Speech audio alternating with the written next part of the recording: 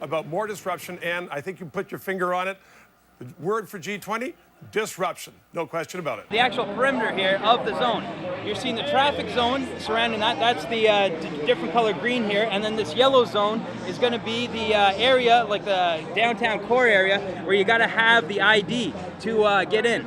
All surrounding Union Station, which surprisingly, Go and TTC will still be open during the G20. Everything else, a lot of other things are closing down, but you know, that's going to be right down there in the midst of the action.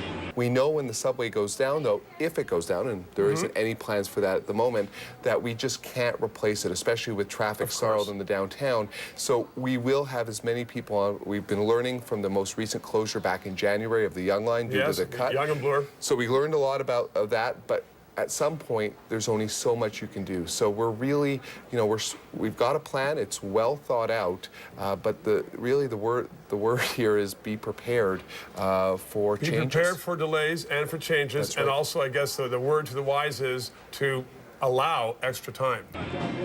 Now you'll know you're right in the action when you start seeing the fences, as there's chain link fence, expanded metal fence, Moodoo lock fence, 3 different types of fencing going on. We're talking about $1.2 billion worth of G20 summit coming in here to Toronto. About a week left before world leaders arrive in Toronto at Pearson Airport. That's going to mean a lot of traffic disruptions.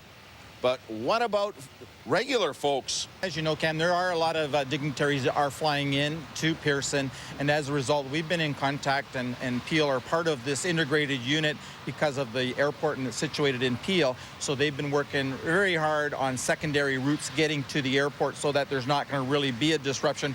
We've been told the air traffic is going to run normally, but it's getting to and through security.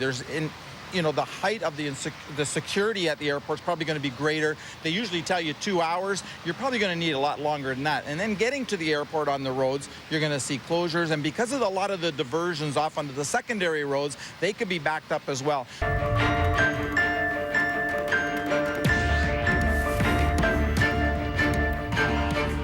It appears that hospitals are now going to be cleared ahead of the G20.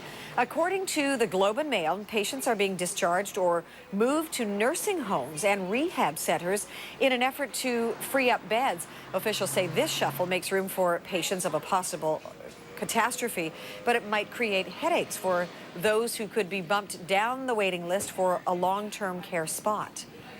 Let's go live to our Stephen Ledrew. He has his finger on the pulse, everything that is G20, and there's a lot of information this morning.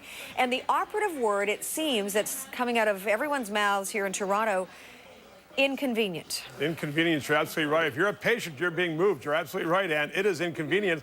If you're a tree outside the convention center, it's also very inconvenient because you're going to be moved. You're going to be probably chopped down. But as one person said, Mark Calzavara, and he is a group, heading a group in the city that likes trees, he says, those trees are big enough that you can't pull them out. He said, I defy 2 or 3 officers to pull them out.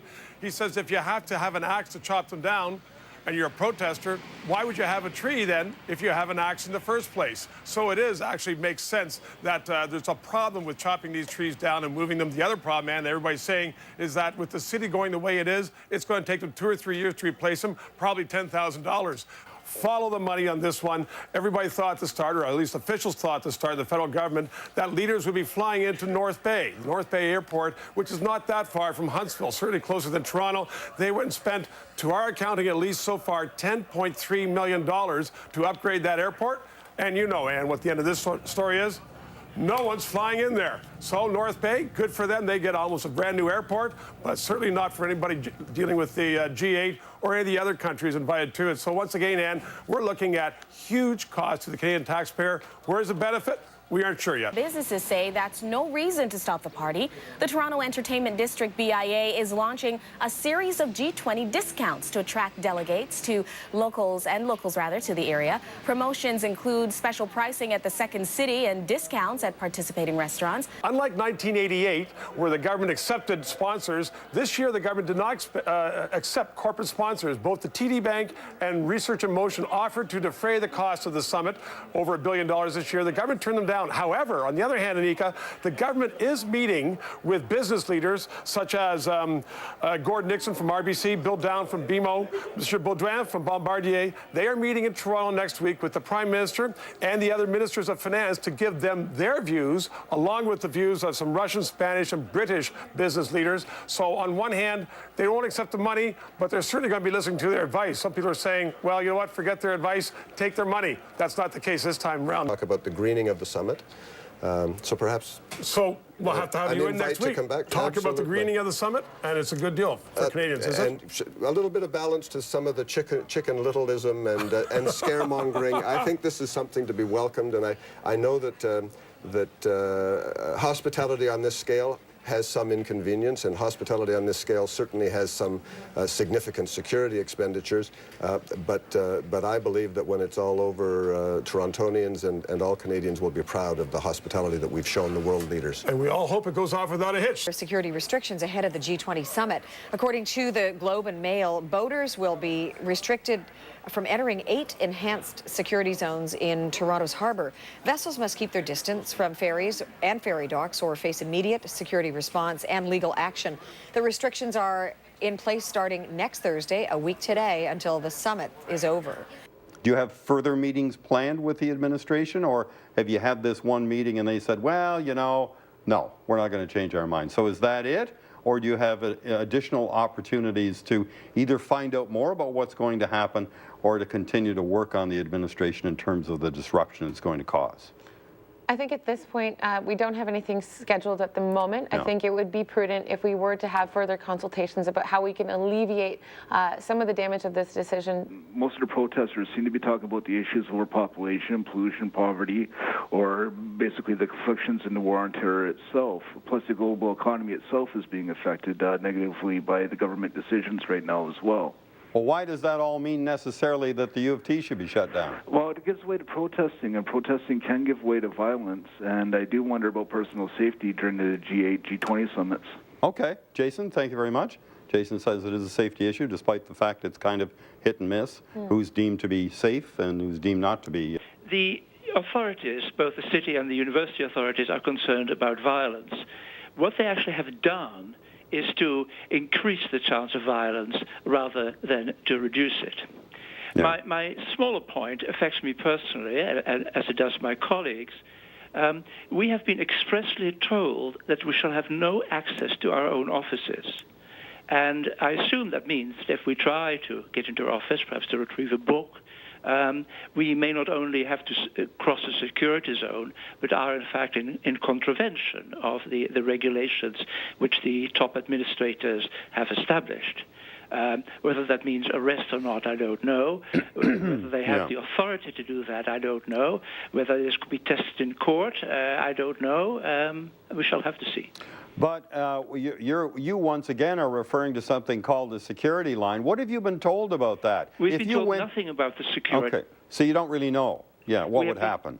We've not been told anything about the security line as such, but we have had very express notices about how we are forbidden to go to our offices. Pretty strong word, isn't it? Indeed.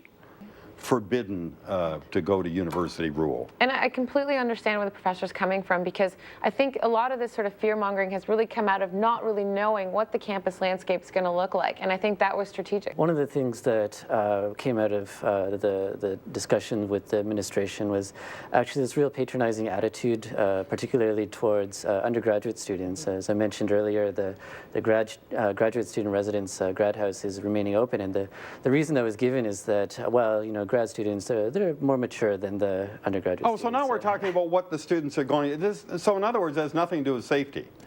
I mean, you can't suck and blow at the same time. If it's okay for grad students to be there and not undergraduates, it doesn't have anything to do with safety. It has to do with something else. I think the idea is that, you know, they've said that undergraduate students aren't as mature as grad students. And maybe after the fact, the Federation, for example, would be able to point up to the university or to any others that if in fact those residences are covered under the Landlord and Tenant Act, you can't just willy-nilly break the law. Wouldn't that be fair? I think that would be very fair. You know, the City of Toronto is very good at promoting our service and having access to tenants having their rights. And you know, I really wish that that those tenants had been given our number so we could have gone over this with them. Well, maybe some who are watching now will actually phone you up, and we may not have heard the last of this. We're out of time. Thank you very much for coming. Bye for now. Have a great weekend.